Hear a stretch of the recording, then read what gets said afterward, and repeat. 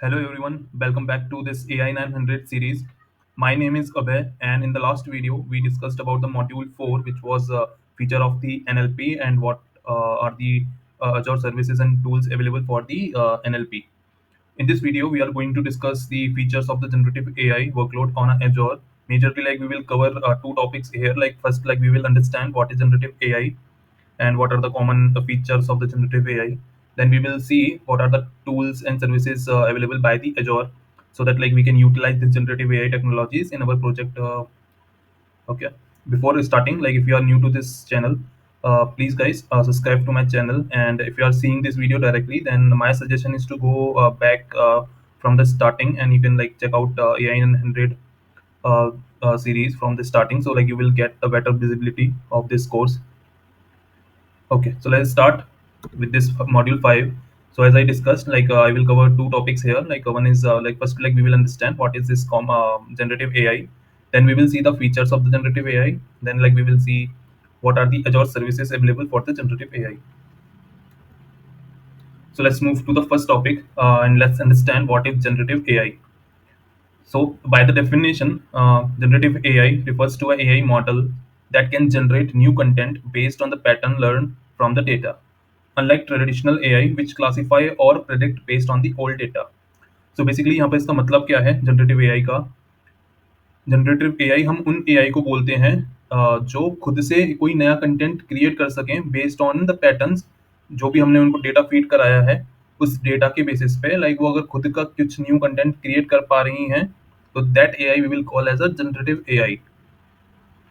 पहले क्या होता था लाइक मशीन लर्निंग में या फिर पहले की एआई में हम जो डेटा फीड कराते थे, like we have to declare the labels, we have to define the features, ठीक है, ये सारी चीजें हम प्रोवाइड करते थे एआई को, और हम उसको डेटा फीड कराते थे। उसके बाद फिर एआई अपना मॉडल रेडी करके हमको देता था। तो वो एक तरीके से एक वो प्रिडिक्ट चीज थी, लाइक एकदम वो न्यू कंटेंट आपको बना के नहीं देता था। आपने जैसा उसको ट्रेन किया है वो वैसे ही वर्क करता था। बट जनरेटिव एआई थोड़ा सा और एडवांस एआई हो जाता है, जिसमें आप डेटा फीड कराते हो, उसके बाद वो जनरेटिव एआई उस डेटा को प्रॉपरली रीड करके खुद की एक थिंकिंग बनाता है, जस्ट लाइक अ ह्यूमन। ठीक है, आज के टाइम पर like you know chat GPT, ठीक है, चैट जीपीटी को ऑलरेडी हमने काफी सारा डेटा फीड कराया हुआ है। लाइक जो भी कंपनी ने चैट जीपीटी को बनाया है, उन लोगों ने ऑलमोस्ट दुनिया का जितना डेटा पॉसिबल हो सकता है उसको वो डेटा फीड कराया है by the internet, by the books. ठीक है, मतलब हो सकता है काफी सारी बुक्स वगैरह भी रीड कराई हों, जितना भी बुक्स में डेटा रहता है वो सारा उसको फीड कराया। ठीक है, इन जनरल इंटरनेट पे जो भी चीजें हैं वो सारी उसको फीड कराई। ठीक है, तो वो सारा डेटा उसको फीड करा दिया गया। अब उसके बाद हम चैट जीपीटी से कुछ भी पूछते हैं तो वो एक कंटेंट क्रिएट करके देता है आपको। लाइक कोई भी टेक्स्ट पैराग्राफ अगर आप उससे कोई भी क्वेश्चन पूछते हैं तो वो खुद का क्रिएट करके देता है, ना कि वो कहीं से कॉपी करके निकालता है। लाइक वो चीजें जरूर अपनी डेटा में चेक करता है, बट वो फिर भी एक न्यू पैराग्राफ आपको क्रिएट करके ही देता है। ठीक है, that's what like chat GPT is a perfect example of a generative AI. And generative AI का और भी क्या फीचर्स होते हैं, like it can generate text, image, audio, video and code. ठीक है, तो इन सबके एग्जांपल में अगर देखा जाए तो टेक्स्ट जनरेशन में हमारा आ जाता है चैट जीपीटी और GPT four. GPT four is nothing but a model of the chat GPT. फिर आ जाता है कोड जनरेशन में। ठीक है, इसमें आ जाता है कोडेक्स, गिटहब कोपायलट। कोडेक्स एक तरीके से मॉडल है, ठीक है, और GitHub Copilot is a better option for the code generation. मतलब कोपायलट को बनाया ही इसलिए गया है जिससे वो कोड जनरेशन कर पाए। इमेज जनरेशन के लिए वी हैव डेल ई। ठीक है, डेल ई एक इमेज जनरेशन टूल है, अगर आपने सुना भी होगा तो like it is only a image generation tool. ऐसा नहीं है कि आपने कोई इमेज उसको प्रोवाइड की और फिर आपने पूछा इस इमेज में क्या क्या है, ऐसा नहीं है। वो सिर्फ इसलिए ही प्रोग्राम्ड हुआ है जिससे वो इमेज जनरेट कर पाए। आप उसमें कुछ भी टेक्स्ट डालोगे तो इमेज इमेज जनरेट करके वो आपको दे देगा। फिर है कन्वर्सेशनल एजेंट। ठीक है, तो कन्वर्सेशन अगर किसी से कर सकते हैं तो उसका एग्जांपल एक तरीके से चैट जीपीटी ही हो गया, एजोर ओपन ही हो गया। ट्रांसलेटर एंड स्पीच के लिए whisper and GPT models use कर सकते हैं। फिर डेटा समराइजेशन के लिए भी आप चैट जीपीटी का यूज कर सकते हो, बट जीपीटी फोर जो मॉडल है वो उसके लिए परफेक्ट माना जाता है because it can hold like lot of data.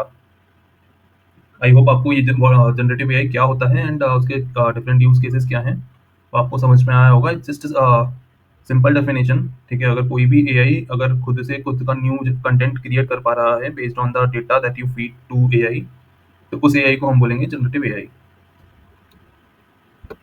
अब बात कर लेते हैं फंडामेंटल मॉडल और बेस मॉडल की। By the definition, a fundamental model, also called as a foundation और base model, is a large Pre-trained machine learning model trained on the vast and diverse data sets. It captures general knowledge and can be adapted, fine-tuned for many specific downstream tasks. तो इसको ऐसे समझते हैं, fundamental और base model जब हम बात करते हैं तो एक तरीके से चैट जीपीटी का ही एग्जांपल देख लेते हैं। तो चैट जीपीटी के पीछे क्या है, ओपन एआई है, ठीक है। ओपन एआई चैट जीपीटी जिसका नाम है, बट उसके पीछे जो मॉडल काम कर रहा है वो ओपन एआई है, ठीक है। तो उसको ऑलरेडी किसी डेटा पर उसको ऑलरेडी ट्रेन कर चुके हैं हम, ठीक है। अगर आप डेफिनेशन देखोगे तो train on a vast and diverse data set, मतलब दुनिया में जितना इंटरनेट पे या फिर बुक्स वगैरह में जो डेटा है अलग अलग सोर्सेज से, वो डेटा लेके ऑलरेडी एक मॉडल को ट्रेन कर दिया गया है, ठीक है। अब वो ऑलरेडी ट्रेंड हो चुका है, तो उस मॉडल को हम बोलेंगे बेस मॉडल। अब उसके ऊपर आप उसको और कितना रिफाइन करना चाहते हो, ठीक है, वो आपके ऊपर है। बट एक तरीके से आपने वो बेस बना दिया, उसके बाद हो सकता है कोई ओपन एआई का यूज करके कुछ और ज्यादा एडवांस चीज उसमें फीड करा दे, अलग डाइवर्स करा दे, ठीक है। बट एक एक तरीके से जो उसका बेस है, वो उसको ही हम बेस मॉडल बोलते हैं और फंडामेंटल मॉडल्स बोलते हैं। कि एआई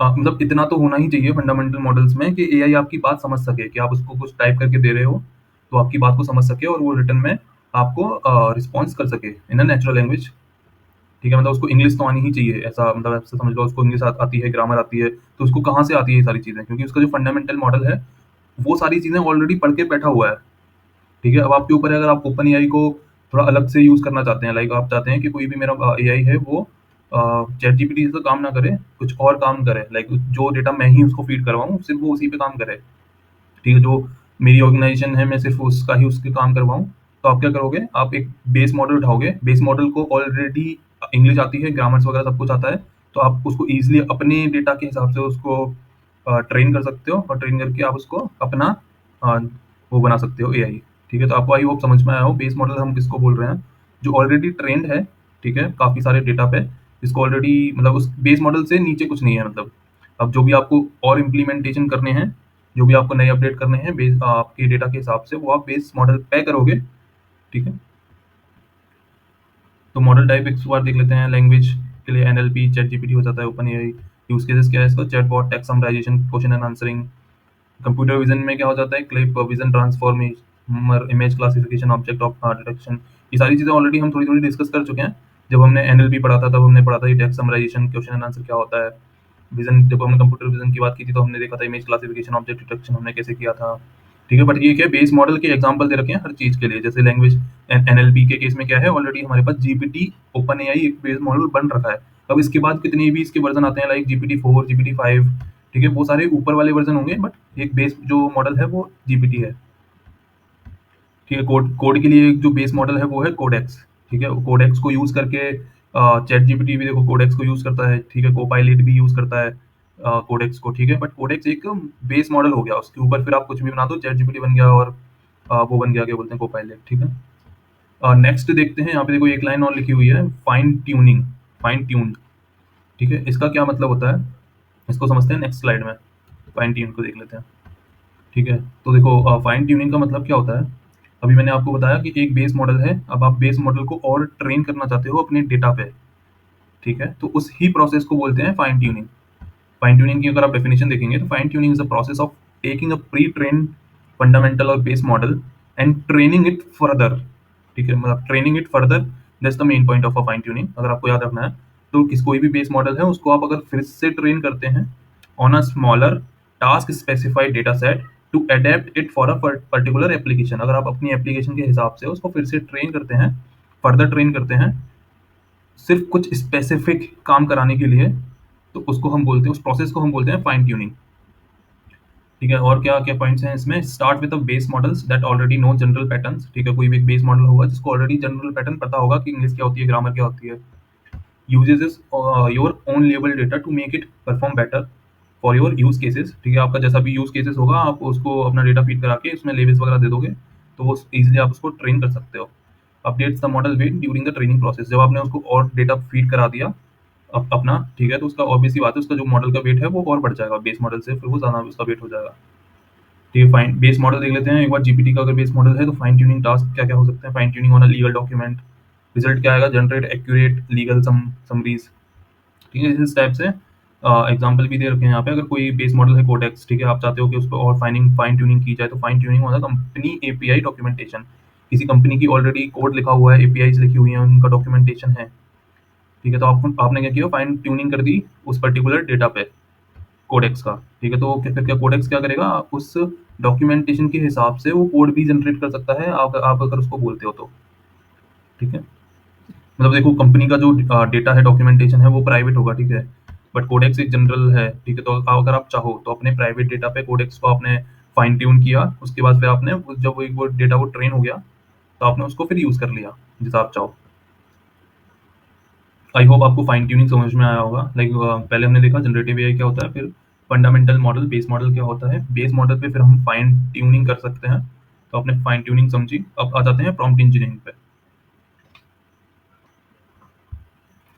प्रॉम्प्ट इंजीनियरिंग भी एक इजी टॉपिक है, इसमें भी बहुत ज़्यादा कुछ साइंस नहीं है। By definition prompt engineering is the practice of crafting inputs, inputs को प्रॉम्प्ट्स भी बोलते हैं, to get the desire output from a AI model.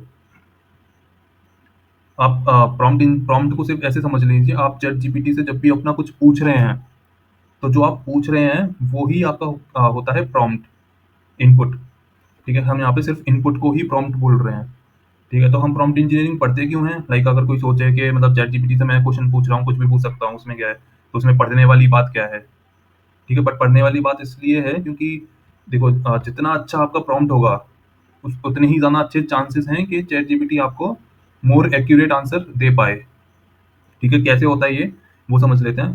Suppose आपने क्या किया, चैट जीपीटी आप डायरेक्ट गए, आपने उस पर लिखा explain quantum computing in simple terms, तो चैट जीपीटी ने पढ़ा, ठीक है, मेरे को क्वांटम कंप्यूटिंग समझानी है इन सिंपल टर्म्स, तो उसने कुछ कुछ लाइन उठाई, जो भी उसका डेटा है उससे, और आपको एक्सप्लेन करके दे दिया, ठीक है। बट इसी के साथ में अगर आपने ये लिखा कि explain quantum computing in simple word, simple terms with some example, ठीक है, तो देखो दोनों इनपुट्स में फर्क हो गया। पहले आपने विदाउट एग्जांपल ऐसी नॉर्मल सिंपल सेंटेंस लिख दिया था, बट इस बार आप लिख रहे हो विद सम एग्जांपल, ठीक है। तो अब क्या करेगा एआई, अब एआई जानना रिसर्च करेगा और आपके लिए बेटर एग्जांपल्स निकाल के लाएगा जो ज्यादा सिंपल आपको समझ में आए, ठीक है। तो देखो दोनों इनपुट्स में फर्क हो गया।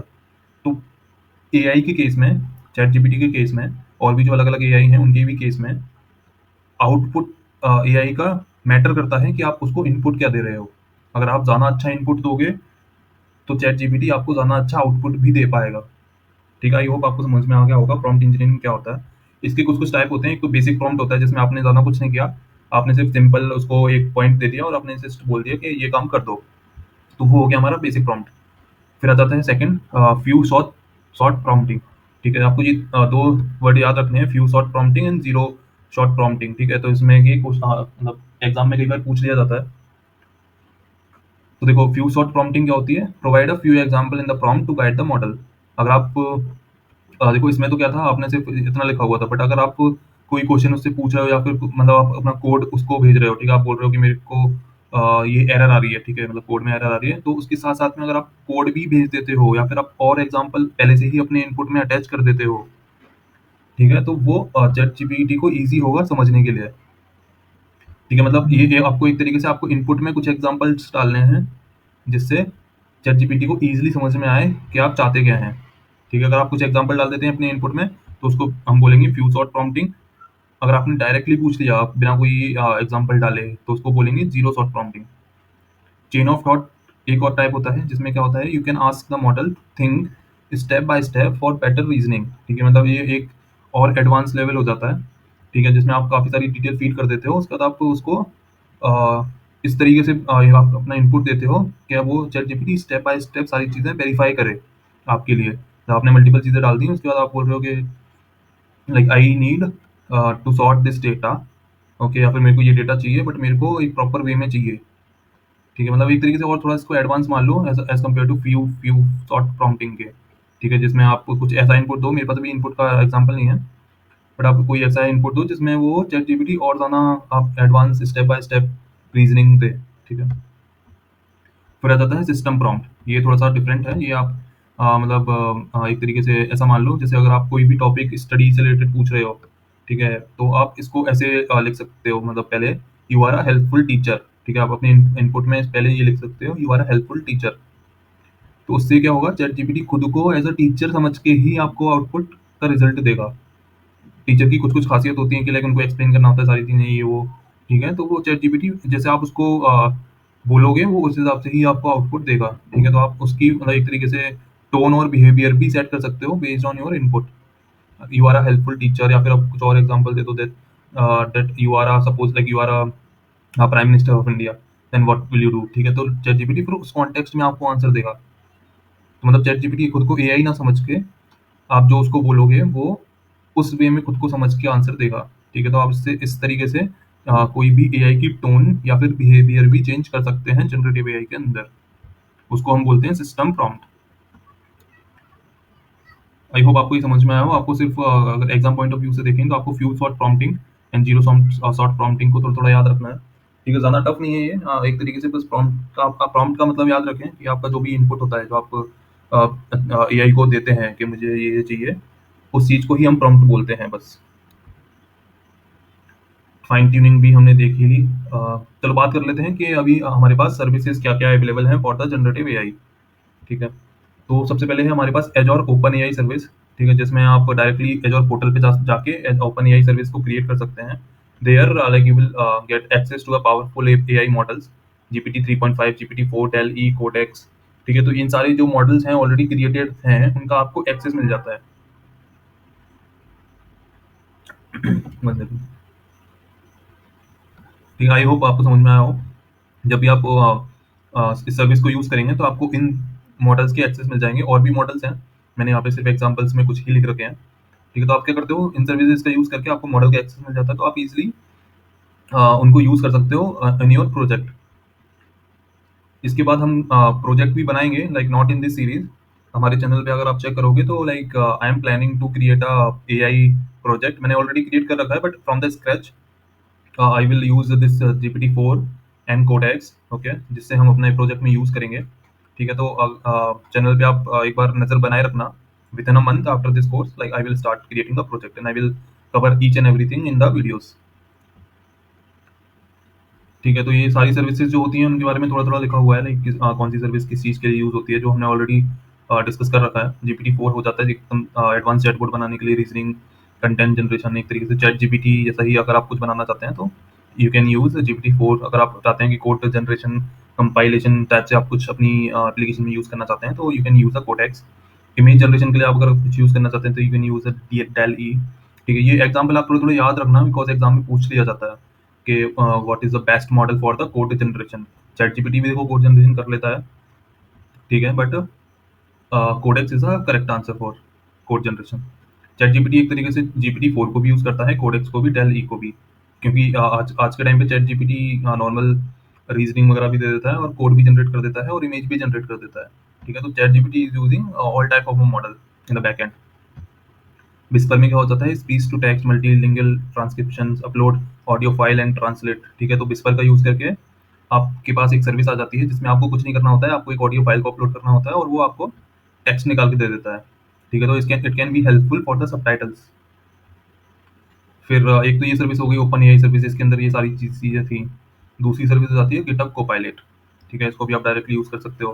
ठीक है, एक तरीके से कोडेक्स पे ही बिल्ड होती है, बट अगर आप इसको डायरेक्टली यूज करना चाहते हो तो आप ये यूज कर सकते हो। इवन गिटहब का कोपायलट आपने एक बार उसकी सर्विस ले ली तो you can use GitHub Copilot in the visual studio and visual studio code. ठीक है, आप वहाँ पर भी यूज कर सकते हो, और आप जब विजुअल स्टूडियो पे कोड करते हो तो डायरेक्टली आप वहीं पर ही कोपायलट को यूज कर सकते हो, आपको अलग से ओपन करने की जरूरत नहीं है। कोपायलट जैसा ही हमारे पास दूसरा भी है, माइक्रोसॉफ्ट 365 कोपायलट। ठीक है, दोनों तो मतलब माइक्रोसॉफ्ट के ही हैं। एक गिटहब कोपायलट है, एक माइक्रोसॉफ्ट 360 कोपायलट है। ठीक है, इन दोनों में डिफरेंस सिर्फ इतना है कि दोनों डिफरेंट डिफरेंट डेटा पे ट्रेन हुए हैं। लाइक बेस मॉडल दोनों का सेम है। ठीक है, बेस मॉडल माइक्रोसॉफ्ट कोपायलट का कोडेक्स होगा, माइक्रोसॉफ्ट 360 कोपायलट का हो सकता है ChatGPT 4 हो। ठीक है, बट इन दोनों का थोड़ा थोड़ा अलग काम है। Like GitHub Copilot code generation के लिए बेटर ऑप्शन है।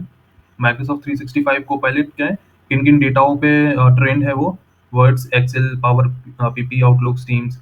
ठीक है, तो it can integrate GPT into a Word. ठीक है, अगर आपकी ऑर्गेनाइजेशन है और आप गिटहब माइक्रोसॉफ्ट 365 कोपायलट का सब्सक्रिप्शन लेते हैं तो you can use Copilot directly in your Outlook, directly in your teams.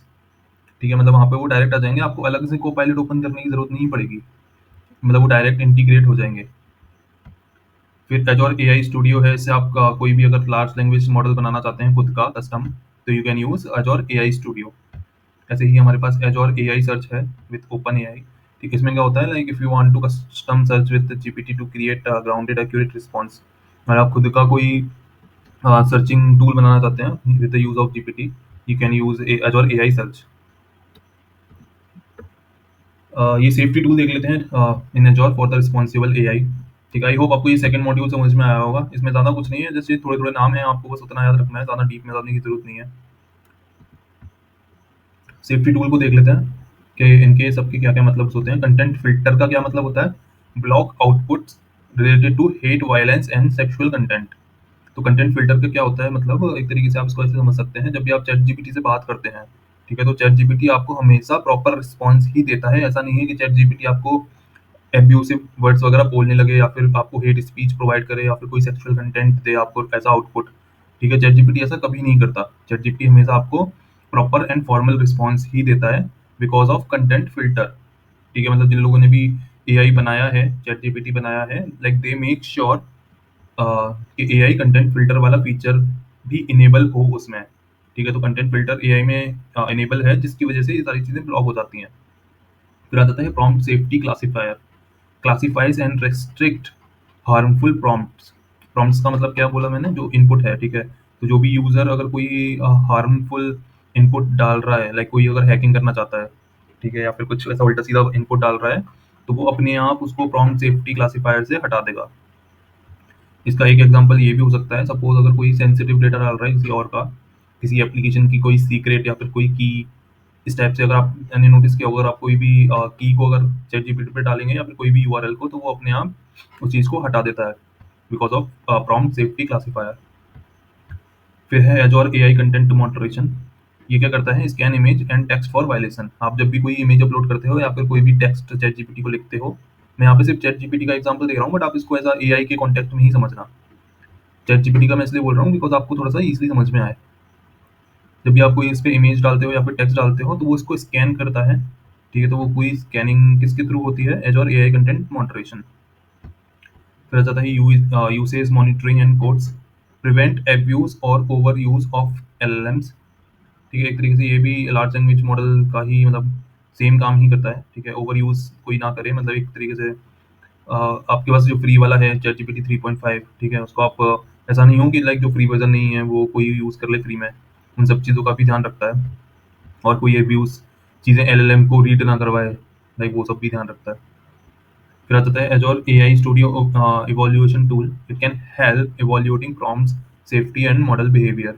ठीक है, एक तरीके से ये भी एक टूल होता है जो आपका जो भी मॉडल है उसका बिहेवियर वगैरह सारा कुछ कैसा चल रहा है उसका एक डिटेल्ड आपको इवोल्यूट करके दे देता है कि ये मॉडल्स का बिहेवियर क्या है। ठीक है, तो दिस टूल्स में भी like people use when like they train their models, तो उस मॉडल का बिहेवियर वगैरह समझने के लिए you can use this tool.